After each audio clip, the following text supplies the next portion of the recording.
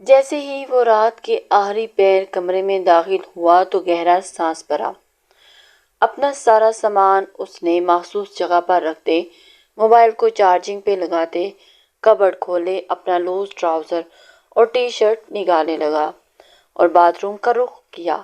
ٹھنڈے پانی سے شاور لیتا۔ وہ بھاری اور ابھرے مسلز والا کوئی عام شخص نہیں تھا۔ اپنے نام کی طرح وہ خود بھی مضبوط تھا، آریان حیدر۔ شاور کا پانی گرتے اس کے کندھے کے مسلز سے نیچے پھسلتا جا رہا تھا۔ وہ شیمپو بالوں میں لگاتا، آنکھیں میچے ہوئے تھے۔ 1 گھنٹے کے بعد وہ ڈریس اپ ہوتا باہر نکلا، اپنے بالوں کو اندھیرے میں ہی ٹاول سے رگڑتا۔ وہ چارجنگ سے موبائل اتار کے اسے چیک کرنے لگا۔ ایک گمبھیر خاموشی تھی اس وقت آریان حیدر کے روم میں۔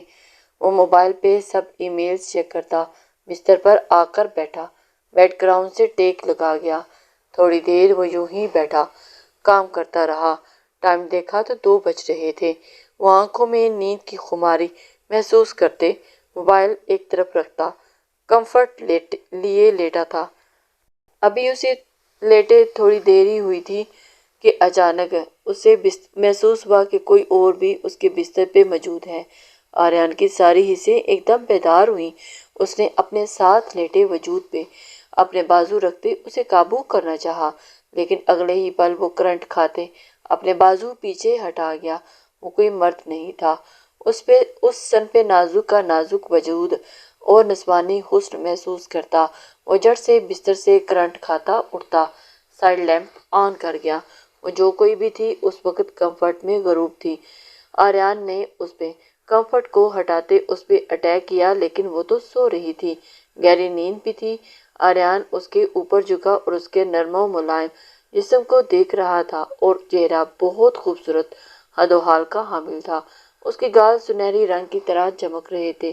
اس کی مدھم سانسیں اس کی گہری نیند میں ہونے کا پتہ دے رہی تھی۔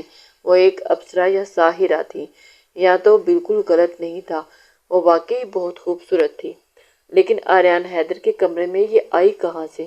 آریان کے ماتھے پہ بل پڑے۔ وہ اس لڑکی کو بالوں سے تھامے اسے جھنجھوڑا تو وہ یکدم چلا اٹھی۔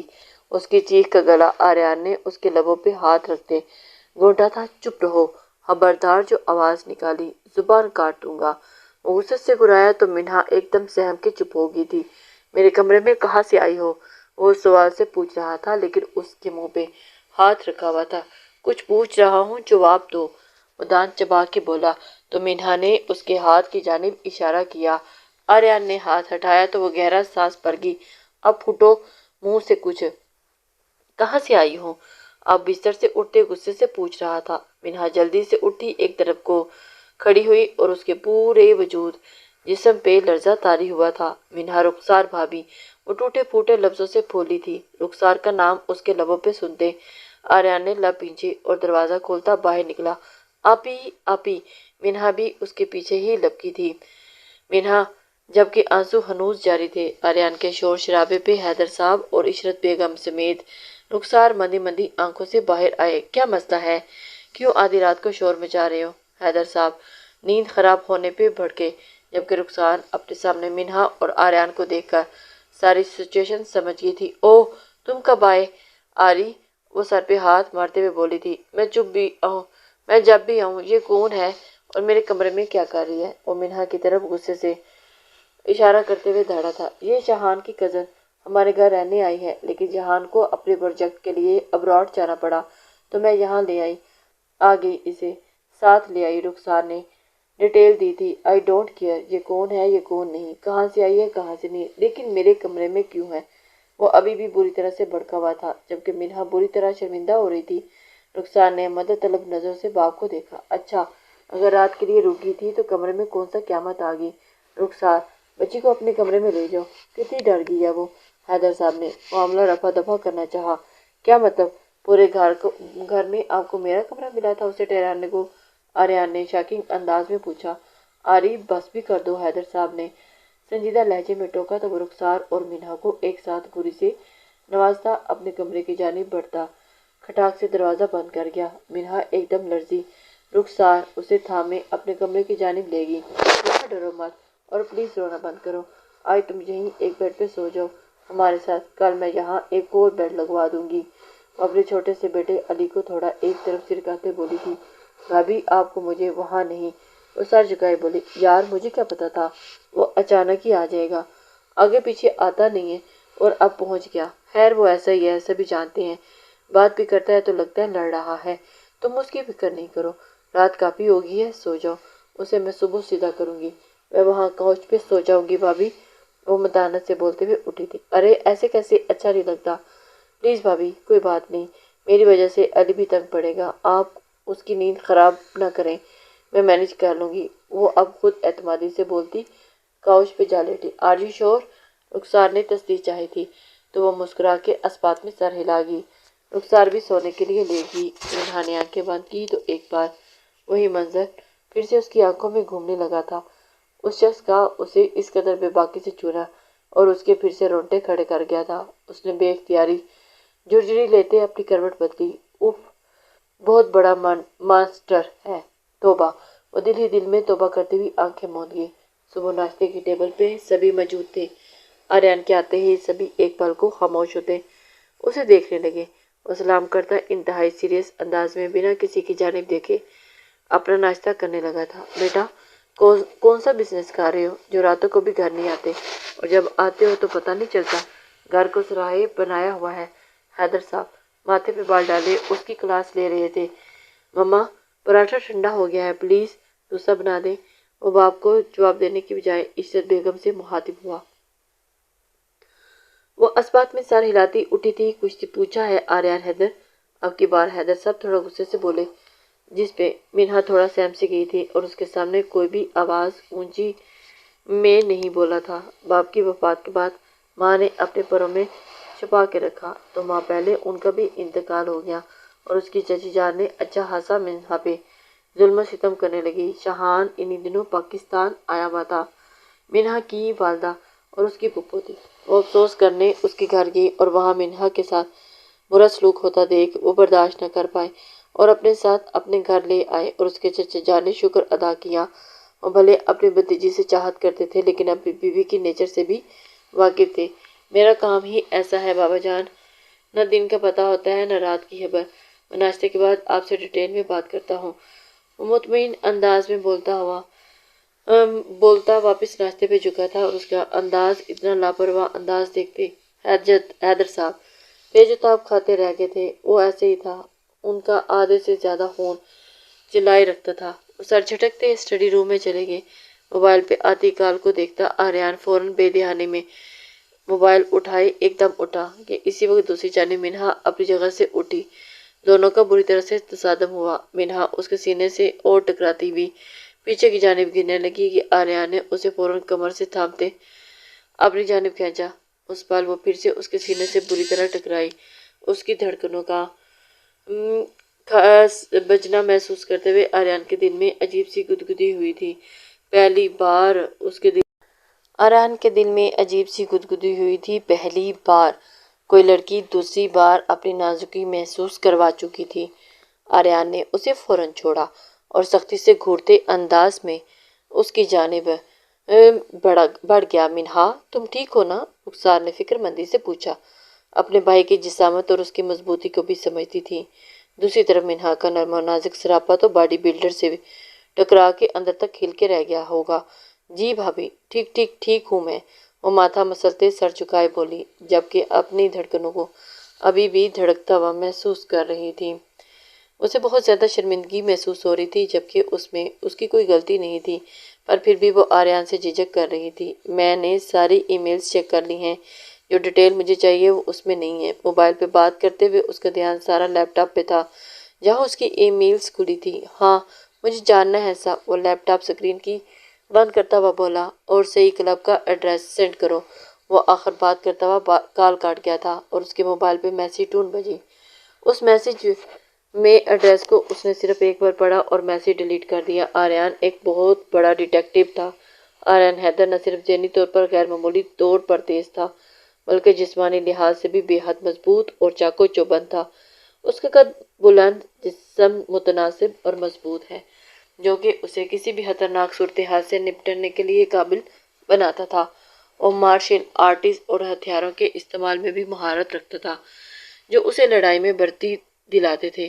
مشکل ترین حالات میں بھی اس کی رفتار، طاقت اور استقامت اور دوسروں سے ممتاز بناتی تھی۔ اس کی موجودگی ہی اس کے مخالفین کے لیے خطرے کی گھنٹی ہوتی تھی، کیونکہ وہ ذہن اور جسم دونوں سے ایک ناقابل تسخیر حریف تھا۔ جہان، آپ کو نہیں لگتا آپ جلد بازی کر رہے ہیں؟ ابھی وہ صرف 18 کی ہے، ابھی اسے پڑھنے دیں، کچھ بننے دیں، پھر سوچیے گا اس کی شادی کو۔ آن لائن بات کرتے کیمرہ علی پہ سیٹ کرتے وہ جہان کو سمجھانے لگی، نہیں رخسار، میں اتنی دور ہوں اور لڑکی ذات کی ذمہ داری بہت بڑی ہوتی ہے۔ میرے لیے وہ بہنوں جیسی ہے اور میں اس کے فرض سے سبکدوش ہونا چاہتا ہوں۔ تم کوئی اچھا سا رشتہ دیکھو اور پر پھر مجھے بتاؤ۔ جہان اپنے بیٹے کو جی بھر کر دیکھتا، ساتھ میں رخسار کو بھی ہدایت دیے جا رہا تھا۔ آپ کی واپسی کب ہے جہان؟ رخسار اداسی سے بولی، منہا کا رشتہ طے کرو، بات پکی کرو، اس کی شادی تک پہنچ جاؤں گا، ٹینشن نہیں لینا۔ اسے پیار بھری نظروں سے دیکھتا ہوا بولا تھا، جبکہ رخسار کے چہرے پہ گلال گھلنے لگا۔ ادھر دیکھو علی، بولو بابا بابا۔ رخسار نے ایک سالہ علی کو اپنے ساتھ لگاتے ہوئے اسکرین کے پار نظر آتے جہان کی جانب اشارہ کرتے بول رہی تھی۔ علی باپ کو دیکھتا کافی زیادہ کھلکھلا رہا تھا۔ تبھی دروازے پہ دستک ہوئی اور آریان اندر داخل ہوا۔ انہیں ویڈیو کال پہ مصروف دیکھ لب دانتوں تلے دبا گیا۔ سوری، مجھے آئیڈیا نہیں تھا، میں بعد میں آ جاتا ہوں۔ وہ وہیں سے واپس پلٹا۔ ارے علی رکو، آ جاؤ، واپس کیوں جا رہے ہو؟ رخسار نے اسے پکارا، جبکہ وہ بھی جہان کو سلام کرتا علی کو رخسار کی گود سے لے گیا تھا اور اب اسے خوب پیار نچھاور کرنے لگا۔ آریان کو علی کے ساتھ اس قدر محو دیکھ کر دھیما سا مسکرا دیا۔ اب بات کریں، میں بھی سیم کو لے کے تھوڑی دیر کے لیے باہر جا رہا ہوں۔ وہ انہیں پرائیویسی دیتا ہوا علی کو لیے باہر نکل گیا۔ بہت سمجھدار ہو گیا ہے سالہ صاحب، جہان نے اسے گہری استحقاق بھری نگاہوں سے دیکھتے ہوئے کہا تھا تو وہ جہان کو گھورنے لگی۔ دونوں ہی کا کپل بیسٹ تھا، پورے خاندان میں وہ مشہور تھے۔ رخسار خود پہ جتنا رشک کرتی کم تھا، وہ چھوٹے سے علی کے ساتھ کھیل رہا تھا جب منہا اس لمحے گارڈن کی جانب جاتی دکھائی دی۔ اے لڑکی سنو، آریان نے اسے پکارا تو وہ ایک پل کو سہم گئی اور پلٹ کے اسے دیکھا اور اس کا یوں سہم جانا آریان نے بھی نوٹ کر لیا تھا۔ یہاں آؤ، وہ اسے اپنی طرف اشارہ کرتے ہوئے اسے گہری نظروں سے دیکھ رہا تھا اور خاموشی سے چلتی اس کے پاس آن پہنچی تھی۔ سر جھکائے بولی، کتنے دن رہی ہو میرے کمرے میں؟ لہجہ ایسا تھا کہ منہا کی آنکھوں میں آنسو بھر آئے تھے، صرف 2 راتیں اور کل کی رات۔ آپ، وہ بات مکمل کر نہ پاری۔ کسی چیز کو چھیڑا تو نہیں؟ وہ علی کو اب سینے سے لگائے خود ہی اس کے قریب جا کر کھڑا ہو گیا تھا۔ نہیں، میں رات کو سونے کے وقت جاتی تھی اور فجر پڑھ کر نکل آتی تھی۔ وہ صفائیاں دینے لگی۔ امید کرتا ہوں کہ تم نے میری کسی چیز کو نہیں چھیڑا ہوگا۔ اگر تم نے مجھے پتا چلا کہ تم نے میرے کمرے کی کوئی چیز، میں چور نہیں ہوں، وہ کرب سے دکھے دل سے بولی تھی، جبکہ آنکھوں کو نم ہونے سے نہ روک پائی۔ اس کی غزالی آنکھوں میں آنسو دیکھتے ہوئے ایک لمحے کو آریان کا دل پگھلا تھا۔ میں نے تمہیں چور نہیں کہا، آپ کی بار لہجہ دھیما تھا۔ میں نے آپ کی کوئی چیز نہیں لی، میں قسم کھاتی ہوں۔ وہ پھر سے صفائیاں دینے لگی، جو نہ جانے کیوں آریان کو برا لگا تھا۔ ایسی بھی بات نہیں، اچھا بس آئندہ میرے کمرے سے دور رہنا۔ وہ رخ پھیر چکا تھا۔ جی، وہ سر جھکائے پلٹ گئی، جبکہ آریان کی نظروں نے اس کا دور تک تعاقب کیا تھا۔ رات کے تقریباً 9 بج رہے تھے جب وہ اس بتائے گئے کلب میں موجود تھا۔ وہ ماسک میں تھا اور موسٹلی لوگ وہاں اپنی پہچان چھپانے کے لیے ماسک کا یوز کرتے تھے۔ ڈانس فلور پہ لڑکیاں ڈانس کرنے میں مشغول تھی۔ آریان نے سر جھٹکتے سگریٹ کو لبوں سے لگایا۔ یہ اوریانی اور حسن کے جلوے بکھیرتی لڑکیاں اسے زہر لگتی تھی۔ اس کی نظر میں خوبصورتی وہ ہے جو ہزاروں پردوں میں چھپی ہو۔ ہائی ہینڈسم، اتنی ہارڈ اور گڈ لکنگ ہو کے اکیلے کھڑے ہو، کچھ جچ نہیں رہے۔ ایک لڑکی نے اس کی پشت پہ ہاتھ پھیرتے ہوئے محبت سے کہا تھا۔ ابھی وہ آدھا ہاتھ ہی پھیر سکی کہ آریان نے اس کا ہاتھ پکڑے پرے جھٹکا۔ دور رہو، وہ سلگتی نگاہوں سے پھنکارا، جبکہ ماسک والی لڑکی غصے سے پیچ و تاب کھاتی رہ گئی۔ اس کا نام انیلا تھا، لیکن کلب اور بار میں اسے سب نیلی کے نام سے جانتے تھے۔ اس کے حسن سے کوئی بھی آج تک نہیں بچ پایا تھا۔ وہ بے انتہا خوبصورت تھی، لیکن سامنے کھڑا شخص اس پہ ایک غلط نگاہ بھی نہیں ڈال رہا تھا۔ اس کے تن بدن میں آگ سی لگی ہوئی تھی۔ کیا ہوا؟ میرے چھونے پہ غصہ آ رہا ہے؟ کہیں کوئی مسئلہ تو نہیں؟ وہ اس کے کان کے پاس جھک کر بولی تھی۔ کہہ کر لگا گئی۔ آریان نے غصے سے لب پینچھے، لیکن جواباً خاموش رہا۔ ویسے تو نیلی سامنے سے کسی کو آفر نہیں کرتی، سبھی نیلی نیلی کرتے میرے نام کے دم بھرتے ہیں، لیکن نیلی خوش قسمت لوگوں کو ہی ملتی تھی۔ تم بھی ان خوش قسمت لوگوں میں سے شامل ہو سکتے ہو۔ وہ اسے ایک آنکھ ونک کرتے ہوئے بولی، جبکہ اس کی حرکتیں آریان کو زہر لگ رہی تھی۔ وہ کسی خاص مقصد کے یہاں آیا تھا۔ وہ مقصد تو پورا نہیں ہوا، لیکن سامنے موجود لڑکی اس کا پارا ہائی کر گئی تھی۔ آریان نے ڈرنک کا گلاس زور سے ٹیبل پر پٹکا۔ آرجو میڈ؟ وہ لڑکی اچھل کے پیچھے ہٹی۔ اگر 2 منٹ میں تم مجھ سے دور نہ ہوئی تو تمہیں یہاں سے اٹھا کر وہاں پٹکوں گا۔ آریان کی آنکھیں غصے سے لال ہو رہی تھی۔ وہ غصے میں آ گئی، ہتک کے احساس سے اپنی جگہ سے اٹھ کھڑی ہوئی۔ یقیناً کوئی کمی ہی ہوگی، کسی لڑکی کو سیٹسفائی کرنے کی طاقت نہیں رکھتے ہوگے۔ وہ بھی آریان کے لفظوں کو مار دیتی ہوئی آگے بڑھی تھی کہ آریان نے اس کو زور سے کلائی سے تھامے اپنی طرف موڑا۔ تم جیسی 2 ٹکے کی لڑکیوں پہ آریان اپنے جذبات لٹائے گا، جو نہ جانے دن اور رات میں کتنے مردوں کے بست کی زینت بنتی ہیں، لیکن پھر بھی سیٹسفائی نہیں ہوتی، اور یہاں راتوں کو بھی پھر اپنی ضرورت کا سامان ڈھونڈتی ہیں۔ یہ اوقات ہے تمہاری، اور تم چاہتی ہو کہ آریان حیدر تمہارے ساتھ بستر گرم کرے؟ مرتی مر جاؤ گی، ایسا کبھی نہیں ہوگا۔ وہ اس کے کان میں سور پھونکتا ہوا اسے زور سے پرے جھٹکتا وہاں سے باہر نکلا۔ ایک آنسو ٹوٹ کے نیلی کی گال پہ بہا۔ وہ کیسے اسے حقیقت سے آشنا کر کے گیا تھا۔ آریان نے باہر آتے ہی فیضی کو کال ملائی۔ کون سا بدلہ لیا ہے مجھ سے؟ الو کے پٹے کیوں بھیجا اس کلب میں؟ وہ بری طرح بھڑکتے بولا تھا۔ کچھ دیر ویٹ تو کرتے ہارٹ مین۔ وہ گھڑی پہ وقت دیکھتا مسکرایا تھا۔ ویٹ مائی فوڈ۔ وہ پھر سے بھڑکا۔ ارے آریان حیدر، تو غصہ ایسے کر رہا ہے جیسے کوئی اس کا ریپ کرنے والا تھا۔ اوپس، کرنے والی تھی۔ تم میرے سامنے آنا، پھر میں تمہیں بتاؤں گا یہ ریپ کیا ہوتا ہے۔ آریان غصے سے کال کاٹتے ہوئے اپنی گاڑی کی جانب بڑھا تھا کہ اس کی ایک ہی ہیوی بائک آ کر رکی اور وہ چونکا۔ اس بائک سے اترنے والی ہستی نے اپنا ہیلمٹ اتار کر کک اسٹینڈ پہ رکھا تھا اور ماسک میں تھا یا تھی، آریان اندازہ نہ کر سکا۔ چمکتے ہوئے چست پینٹ شرٹ میں اس کے جسم کے ساتھ چپکے ہوئے تھے اور اس کے چہرے پہ ماسک تھا، لیکن اس کے لمبے بالوں اور نسوانی حسن دیکھتا ہوا آریان پل میں ہی اندازہ لگا گیا تھا کہ وہ لڑکی ہے۔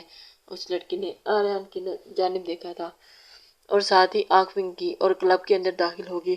آریان کی اس کی آنکھیں دیکھی دیکھی سی لگی تھی۔ وہ بھی اس کے پیچھے واپس اندر داخل ہوا، پر وہ پل میں ہی غائب ہوگی اور پھر وہ ڈانس فلور پہ ہاتھ پیر چلاتی دکھائی دی تھی۔ آریان میکینکی انداز میں اس کی جانب بڑھا تو وہ آریان کو پاس آتا دیکھ کر اس کے گلے کے گرد باہیں حائل کر گئی۔ کیا ہوا ہینڈسم؟ میری کون سی ادا بھاگی؟ وہ اسے ایک ہی آنکھ ونک کرتے بولی تھی، جبکہ دور کھڑی نیلی کی تن بدن میں آنکھ سی بھڑکی تھی۔ آریان کا ہاتھ اس لڑکی کے ماسک کی جانب گیا، جسے اس نے فوراً پرے کرتے ہوئے سر نفی میں ہلایا۔ نہ صاحب نہ، ماسک نہیں ہٹانا، سہن نہیں کر پاؤ گے۔ اس لڑکی نے بہت ہی چالاکی سے آریان کی پاکٹ میں سے ایک چھوٹا سا مائکرو چپ ڈالا تھا۔ Mission done. وہ پیچھے ہٹتی وہاں سے نکلتی چلی گئی، جبکہ آریان اس کی آواز اور اس کی آنکھوں میں ہی کھو گیا تھا۔ اسے ایسا لگ رہا تھا کہ وہ اس لڑکی کو پہلے بھی مل چکا ہے، لیکن کہاں، اسے یاد نہیں آ رہا تھا۔ وہ ایسا تو نہ تھا، اس کی میموری بہت پاورفل تھی۔ ایک بار کوئی چیز دیکھ لیتا تو اسے مدتوں یاد رکھتا، پھر چاہے وہ انسان ہی کیوں نہ ہو۔ وہ الجھ رہا تھا اور وہ اتنا الجھا تھا کہ اس لڑکی کے الفاظ پہ غور نہیں کر پا رہا تھا۔ ماں نام ہے اس کا، بہت خوبصورت ہے، لیکن آج تک کسی مرد کا بستر گرم نہیں کیا اس نے، صرف کلب میں ڈانس کرتی ہے اور وہ بھی کبھی کبھار آتی ہے۔ نیلی نے اس کے پاس کھڑے ہوتے ہوئے اسے انفارمیشن دی۔ آریان نے اسے ایک گھوری سے نوازا اور باہر نکل گیا۔ وہ بائک اب باہر نہیں تھی، مطلب وہ جا چکی تھی۔ آریان بھی اپنی گاڑی کی جانب بڑھتا گھر کی جانب گامزن ہوا۔ گھر پہنچا تو رات کے 11 بج رہے تھے۔ سبھی سونے کے لیے جا چکے تھے، پر آریان حیدر نے صبح کا صرف ناشتہ کیا ہوا تھا اور اب اسے کافی شدید طلب ہو رہی تھی، اسی لیے وہ خود ہی کچن کی جانب بڑھتا اپنے لیے کافی بنانے کے ارادے سے گیا تھا کہ لیکن آگے منہا کو کھڑے دیکھ کر چونکا تھا، وہ جو اپنے لیے کھانا نکال رہی تھی۔ آریان کو کچن میں آتا دیکھ کر بری طرح سے گھبرا گئی۔ اتنی رات کے یہاں کیا کر رہی ہو؟ لہجہ مشکوک تھا۔ کھانا نکال رہی تھی۔ اس نے فوراً ٹرے سامنے کی۔ سب سو گئے ہیں، تمہیں اب زیادہ ہی کھانے کی؟ وہ کافی میکر کی جانب بڑھتے ہوئے ماتھے پہ بال ڈالے بولا تھا۔ وہ میری طبیعت ٹھیک نہیں تھی تو میں شام میں ہی سو گئی تھی۔ رات کو رخسار آپی نے کھانے کے لیے نہیں جگایا، اب آنکھ کھلی تو بھوک لگ گئی۔ اسے مکمل تفصیل سے آگاہ کر رہی تھی، جبکہ وہ اب بہت مہارت سے کافی پھینٹ رہا تھا۔ تمہارا اس دنیا میں کوئی نہیں ہے کیا؟ شاہان بھائی کے علاوہ؟ اور نہ جانے کسی خیال کے تحت پوچھ رہا تھا۔ امی اور بابا کے جانے کے بعد چچا چچی نے خیال رکھا، وہ دکھی انداز میں بتا رہی تھی۔ پھر وہاں سے آپی کے گھر کیوں آ گئی؟ وہ کافی میکر میں کافی بناتے ہوئے اس کے دل کو دکھا گیا۔ کھانے کی ٹرے اس نے واپس شیلف پہ رکھ دی۔ میں نے چاند بھائی اور رخسار بھابھی سے کہا تھا کہ مجھے دارالامان چھوڑ دے، میں کسی کے لیے بوجھ نہیں بننا چاہتی، پر میرا وہ مطلب نہیں تھا۔ یار، وہ کافی کا مگ ہاتھ میں تھامے اس کی جانب مڑا تھا۔ کافی اس کو آفر کی تھی۔ وہ تو آنسو پوچھتے سر نفی میں ہلانے لگی۔ ہر بات کا الٹا مطلب نہیں نکالتے، تم یہاں رہو یا آپی کے گھر، مجھے کوئی فرق نہیں پڑتا۔ لڑکی کا تو کوئی گھر نہیں ہوتا، اصل در ٹھکانہ تو مرنے کے بعد ہی ملتا ہے۔ دنیا والے تو کیرم کی گوٹ کی طرح ایک طرف کبھی دوسری طرف اچھالتے رہتے ہیں، اور اس کی باتوں پہ وہ اپنی جانب پھر سے مڑا۔ کیا عمر ہے تمہاری؟ وہ کافی کا ایک گھونٹ بھرتا ہوا بولا تھا۔ 2 ماہ ہوئے ہیں، 18 کی ہوئی ہوں۔ آریان نے اپنے ہاتھ 8 سال چھوٹی اس لڑکی کو دیکھا جو اتنی گہری باتیں کر رہی تھی۔ کھانا کھا لو، ٹھنڈا ہو جائے گا۔ اس کا دھیان کھانے کی طرف کرتا ہوا خود اپنے کمرے کی جانب بڑھ گیا تھا، جبکہ وہ آنسو پوچھتی ہوئی وہاں ایک طرف بیٹھی کھانا کھانے لگی تھی۔ کسی کے گھر میں مفت کھانے کے دونوں والے بھی بھاری پڑ جاتے ہیں۔ ابھی اسے تھوڑی دیر ہوئی تھی کہ آریان غصے میں کچن کی جانب آیا۔ وہ سہم کے اسے دیکھنے لگی۔ تم نے 2 دن میرے کمرے میں گزارے ہیں۔ وہ پھر ماتھے میں بال ڈالے پوچھ رہا تھا، اور وہ سہم کے اٹھی تھی۔ اور وہ جو تمہارا سامان ہے اسے لے کے جانا ضروری نہیں سمجھا؟ وہ مشکل اپنا غصہ کنٹرول کر رہا تھا، جو ہو ہی نہیں رہا تھا۔ میں نے اپنا بیگ نہیں کھولا تھا، اور وہ میں لے گئی ہوں، مینہا نے گھبرائے ہوئے جواب دیا تھا۔ اگلے ہی لمحے وہ اسے کلائی سے تھامے اپنے کمرے کی جانب لے کر گیا تھا۔ مینہا نے ارد گرد نگاہ دوڑائی، اسے کوئی سامان نظر نہیں آیا، پر اگلے ہی لمحے وہ اسے باتھ روم میں لے کے گیا۔ اٹھاؤ اسے، یقیناً تمہاری ہی ہے۔ وہ اسے خونخوار نگاہوں سے دیکھتا ہوا دانت چبا کے بولا تھا۔ اپنی پرائیویٹ چیز کو دیکھتی وہ مرنے والی ہو گئی تھی، اور اس کے پاؤں کے ایک قدم چلنے سے بھی وہ انکاری ہو گئے تھے۔ اس لمحے اسے اس قدر شرمندگی کا سامنا کرنا پڑ رہا تھا، اس کا جی چاہا تھا کہ زمین پھٹے اور اس میں سما جائے۔ سنا نہیں؟ وہ پھر سے بھڑکا تھا۔ مینہا نے سیم کے آگے بڑھتے کانپتے ہاتھوں سے اپنی سٹی اٹھائی اور اپنے دوپٹے کے نیچے ہاتھ کیے، وہ آنسو بہاتے کانپتے ہوئے دروازے کی جانب تیزی سے بڑھی تھی، جبکہ ایک بار پھر سر اٹھا کر اس کی جانب نہیں دیکھا۔ کیئر لیس لڑکی، وہ دبے دبے لہجے میں بڑبڑایا تھا، وہ جو اس کے پاس گزرتے ہوئے باہر جانے لگی۔ ٹائلوں پہ گرے پانی کی وجہ سے اس کے پاؤں سلپ ہوا اور وہ سیدھی آریان کے اوپر جا گری۔ آریان اپنے پیچھے موجود باتھ ٹب میں گرا، اور مینہا بھی اس کے اوپر ہی گری اور اس کے گرنے میں دبکی اس کے کندھوں کو تھام گئی تھی۔ باتھ ٹب پانی سے بھرا ہوا تھا، اور آریان اسے کمر سے تھامے ہاتھ ڈالے اوپر کیا تو اس نے گہرا سانس بھرا۔ وہ مکمل بھیگ چکی تھی، اس کی آنکھوں میں ڈر تھا، بے انتہا خوف۔ اس کا بھیگا وجود آریان کے وجود کے ساتھ ٹچ ہو رہا تھا۔ اس کی آنکھوں میں دیکھتا وہ پل میں مسمرائز ہوا۔ مینہا نے گھبرا کے اٹھنا چاہا، لیکن آریان نے اس کی کمر کو دونوں مٹھیوں میں سختی سے دبوچا۔ وہ یہ آنکھیں پہلے بھی دیکھ چکا ہے۔ وہ یاد کرنے کی کوشش کر رہا تھا، پہلی بار اس کے دماغ کے ساتھ کھیلا جا رہا تھا۔ پلیز آریان چھوڑے مجھے۔ اب کی بار وہ روتے ہوئے ایک دم ہوش میں آتا اسے خود سے پرے جھٹک گیا تھا۔ وہ مشکل اپنے پیروں پہ کھڑی ہوتی وہاں سے سرپٹ بھاگی تھی، جبکہ اپنی چیز پھر وہیں گر گئی۔ آریان نے زور سے پانی میں ہاتھ مارا اور دانت پیستے دروازے کی جانب دیکھا، جہاں سے وہ ابھی بھاگ کے گئی تھی۔ اماں، یہ آپ کیا کہہ رہی ہیں؟ آپ ہی کا تو دماغ کام کرنا بند ہو گیا ہے۔ آپ تو یار ہوش کے ناخن لیں۔ کہاں میں اور وہ لڑکی؟ کیوں؟ کیا خرابی ہے اس میں جو ایسے بول رہے ہیں؟ رخسار کو آریان کی بات پوری لگی تھی۔ اس میں کوئی برائی نہیں کر رہا یار، ہم دونوں کا کوئی میچ نہیں۔ مجھے کانفیڈنس سے بھرپور لڑکی چاہیے، جو میرے قدم کے ساتھ قدم ملا کے چل سکے، نہ کہ ڈری سہمی سی، اور وہ بھی اتنی کم عمر۔ وہ بہت ویلڈ ریزنز دے رہا تھا۔ Very sad. رہنے دے ماما، میں کہیں اور پتہ کرتی ہوں کسی اچھے لڑکے کا، جو ہماری مینہا کی کوئی برائی نہیں اچھائی دیکھ سکے۔ رخسار نے منہ بناتے ایک ایک لفظ پہ زور دیتے ہوئے کہا تھا۔ واٹ؟ مینرز؟ اتنی کم عمر میں؟ مینز آپ اس کی شادی مشق کرنی ہے؟ آخر اتنی جلدی بھی کیا ہے؟ اسے پڑھنے دیں، کچھ بننے دیں، تھوڑی سمجھدار ہو، پھر تم فکر نہ کرو۔ جہاں جائے گی اس کا شوہر اسے خود پڑھا لے گا۔ پڑھی لکھی اور ایجوکیٹڈ فیملی میں اس کا رشتہ طے کروں گی، رخسار نے اب کی بات جتاتے ہوئے کہا۔ بے شک شوق سے۔ مجھے کچھ کام ہے، میں چلتا ہوں۔